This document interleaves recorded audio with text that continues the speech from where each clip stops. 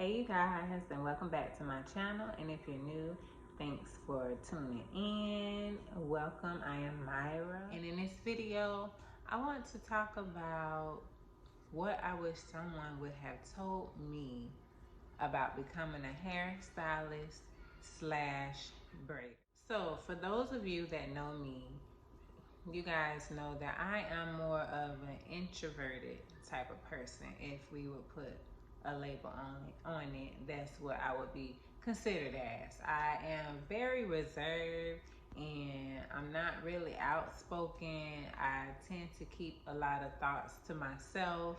And I'm just really mellow a lot of the times. So coming into the hair industry, becoming a hairstylist, a braider, it was challenging for me, but it was a dream of mine. So I knew in order to live out this dream that I had in my mind, I had to overcome some obstacles. And communicating with strangers that would hopefully become clients was an obstacle for me. It was just not something I was used to doing. Like, I was not that type of person that would introduce myself first, so it was some things that was like kind of uncomfortable, but I had to learn to make it comfortable. I came up with 3 reasons or things that I wish someone would have told me before becoming a hairstylist slash braider. Things that you wouldn't learn in school. So my first thing that I wish someone would have told me, to consistently work on my craft. In this industry is a lot of the beauty schools, they only teach you, what's in the book, the basic stuff. So in order to elevate your learning, your skills, you have to do some work or some classes, some trainings outside of just beauty school. So when I say consistently work on your craft, go to hair shows, look around in your town and see what type of trainings are going on.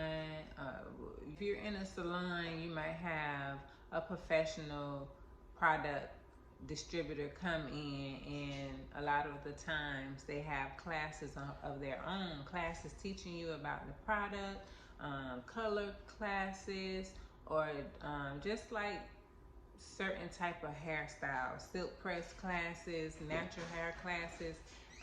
So what I did was I tried to take as many classes and within my niche, within my profession, that I could, like silk press classes, product classes. I just took a lot of classes that will help me elevate my skills. When you're working on your craft, you might have a vision, and with this vision, you want to stay true to it. You don't try to not spread your vision around, because some people may not see it, and because they don't see it, it could sort of deteriorate you from going after that vision. Try to keep your vision to yourself unless you find somebody that is really like-minded, so they don't steer you away from you being true to yourself. Not being true to yourself could take you out the game. It could literally take you out the game. And you want to stand firm. So stay true to yourself. Continue to elevate. Work on your craft. And working on your craft can also mean to develop your mindset too. Well, it's all gonna come in hand. A lot of the classes that I would go to, they always had some type of mindset elevation. They were all inspiring in a sense. It wasn't just about learning the skill. It was also getting you to believe in yourself, to love on yourself, and it was just all elevation in the wholesome, all the way around elevation. So go to a lot of classes, and you're gonna really see your elevation. You're gonna feel your growth, and look back on this time when you go up years from now. You're gonna look back and see how how much you have grown in your wholesomeness. The second thing that I wish someone would have told me when it comes to being a hairstylist and a braider is to create packages for my clients. Packages consist of like hairstyles and treatments that I would do weekly or bi-weekly, and I just have my client pay for it on a monthly basis. So that way when they come in for their service, it's already paid for. Now that was something that it worked for some clients, but it didn't work for everybody.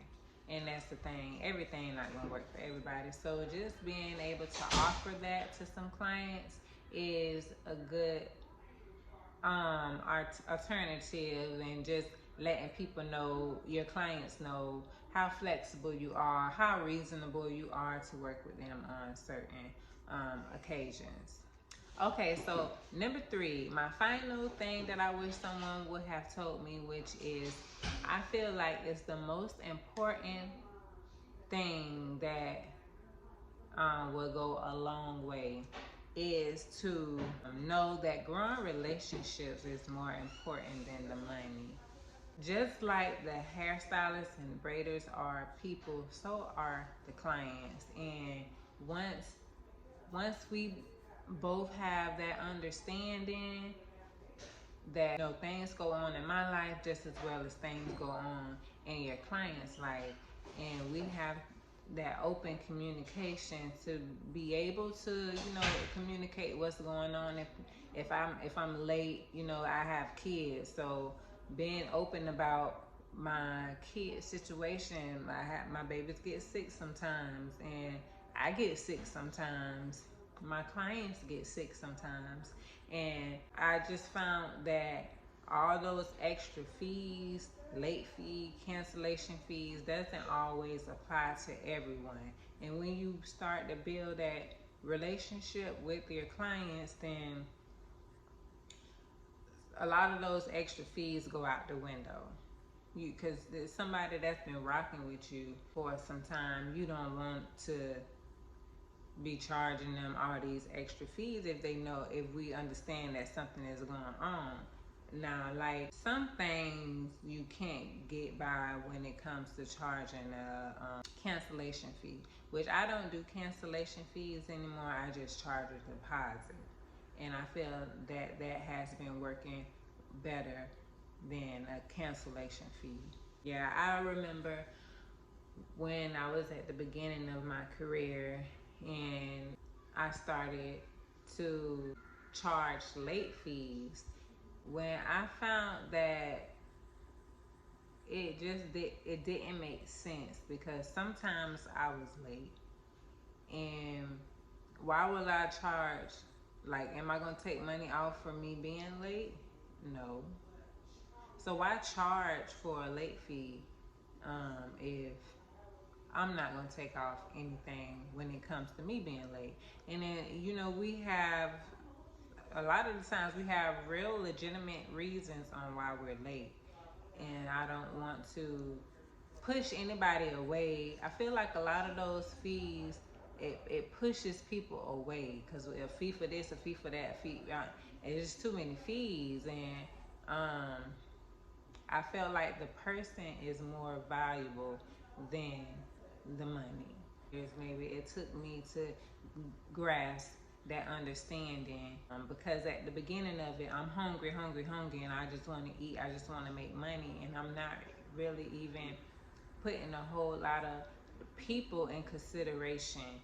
And I feel like that is what's happening to the hair industry now, with a lot of stylists, even clients, are not putting the people in consideration when it comes to the service. You know, it's, you do this for me, I do that for you. And that's pretty much what it is. It's not do this, do this, do this, and then I could do that for you. But you need to make sure you do all this for me. I just really wanted to touch more on that part of building a relationship with people, and not just being so hungry and trying to take so much from your clients, because you know we all work hard for our money. We all work hard for our money, and we want to play hard at the same time. Being Going to get your hair done is a luxury for some people, and it's a sign of playing hard after you don't work so hard. So I just wanted to touch on that, to try to kind of bring that back in the industry. I feel like that's what the industry is missing a lot nowadays, is the compassion, the love for one another, the care for one another, the consideration for one another.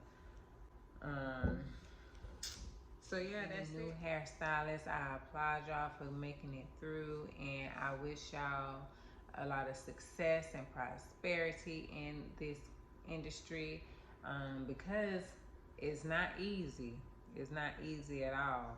Though some people may make it look easy, it's really not easy, especially if your heart is in it. Thank y'all for tuning in to this video, and I will catch y'all in the next one.